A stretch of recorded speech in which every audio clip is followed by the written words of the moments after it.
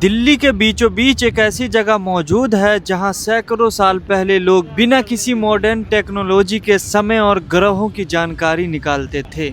और सच बताऊं, पहली बार जंतर मंतर को देखकर मुझे समझ ही नहीं आया कि ये आखिर है क्या। कहीं ये कोई साइंस लैब लगती है तो कहीं कोई जियांट स्ट्रक्चर। लेकिन जब मैंने इसके पीछे की हिस्ट्री और काम करने का तरीका जाना तो ऑनेस्टली दिमाग हिल गया। आज हम एक्सप्लोर करेंगे जंतर मंतर का हिस्ट्री, साइंस और वो इंटरेस्टिंग फैक्ट्स जो शायद बहुत कम लोगों को पता है।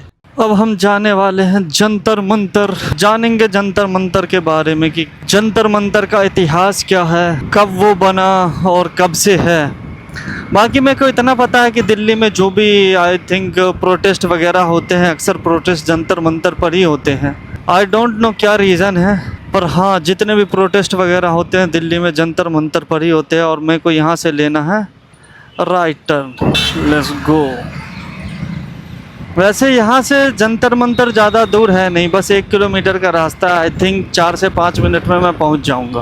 वैसे दिल्ली की बहुत सारी गलियों और बहुत सारे रास्तों का मेरे को पता नहीं है, जिसकी वजह से मैंने अपनी गाड़ी में हमेशा ये आपके स्क्रीन पे दिख रहा होगा मोबाइल लगा के रखता हूँ, मोबाइल होल्डर जिस पे मैं लोकेशन लगा के रखता हूँ और उसको ही फॉलो करके मैं आगे जाता हूँ। वापस हम आ गए कन्नाट पैलेस के सर्कल पर। शिट यार, शिट, रेड लाइट आ गई। बस 300 मीटर रह गया है, 1 मिनट में हम पहुंच जाएंगे जंतर मंतर। आ गए हम जंतर मंतर। ये रहा एंट्री गेट। पार्किंग देखना पड़ेगा भाई। ये जंतर मंतर की पार्किंग कौन सी है, यही है क्या? तो मैं अभी पहुंच चुका हूं जंतर मंतर के बाहर, और बाहर से देखने पर शायद आपको ये नॉर्मल हिस्टोरिकल प्लेस लगे, लेकिन अंदर जाने के बाद समझ आता है कि ये जगह अपने टाइम से कितने आगे थी। फाइनली मैंने टिकट ले ली है और मैं एंट्री कर गया हूँ जंतर मंतर में। 20 रुपए की टिकट थी ऑनलाइन और मैंने ले ली और एंट्री कर लिया।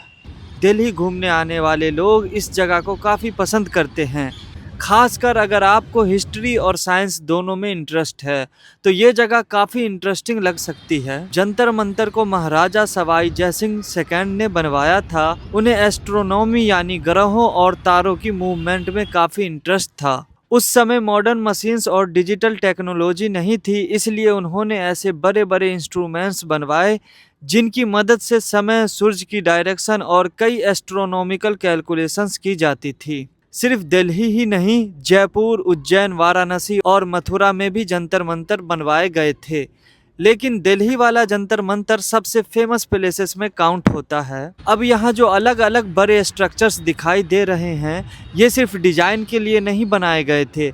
हर स्ट्रक्चर का अपना अलग साइंटिफिक पर्पस था। कुछ इंस्ट्रूमेंट्स टाइम कैलकुलेट करने के लिए थे, कुछ प्लैनेट्स की पोजीशन देखने के लिए और कुछ एस्ट्रोनॉमिकल ऑब्जर्वेशंस के लिए इस्तेमाल होते थे।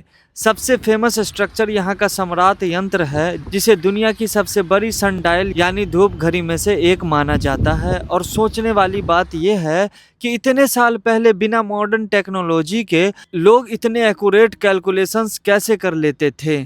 ऑनेस्टली फोटोज में जंतर मंतर जितना इंटरेस्टिंग लगता है, रियल लाइफ में उससे कहीं ज़्यादा यूनिक फील होता है। यहाँ घूमते हुए ऐसा लगता है जैसे हम किसी एंशिएंट साइंस प्रोजेक्ट के बीच में आ गए हों। और सबसे इंटरेस्टिंग बात यह है कि इतने पुराने स्ट्रक्चर्स आज भी लोगों को अट्रैक्ट करते हैं। तो ये था जंतर मंतर, एक ऐसी जगह जहाँ हिस्ट्री, साइंस और आर्किटेक्चर तीनों चीज़ें एक साथ देखने को मिलती है।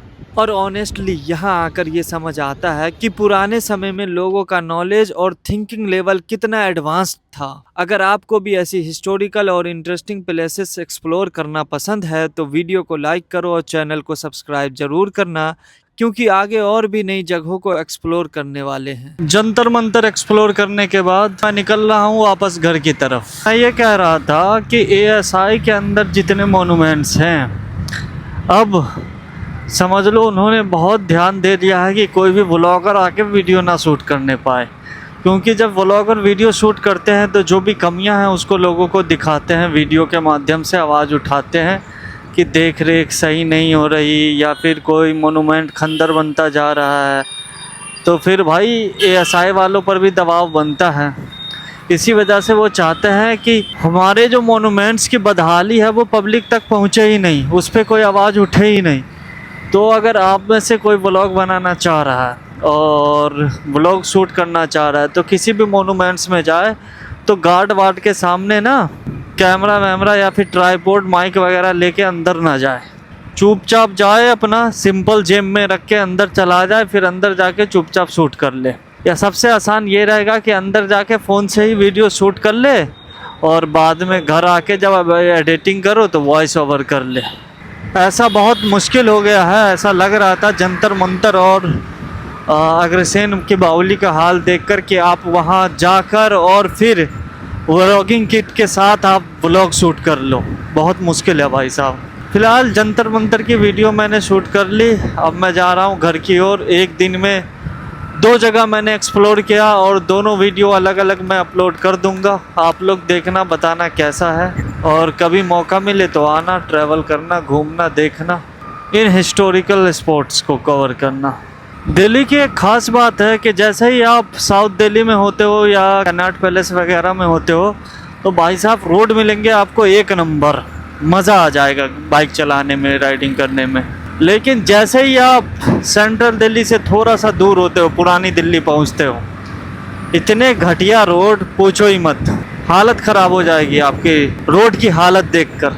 और बाइक चलाने में इतना ज़्यादा जाम। अभी देखो कितना खुला खुला महसूस हो रहा है, आज़ादी। लेकिन थोड़ी देर बाद ऐसा जाम आएगा भाई साहब, पूछो ही मत। ये देखो भाई, ये तीसमार खान पता नहीं क्या कर रहा है।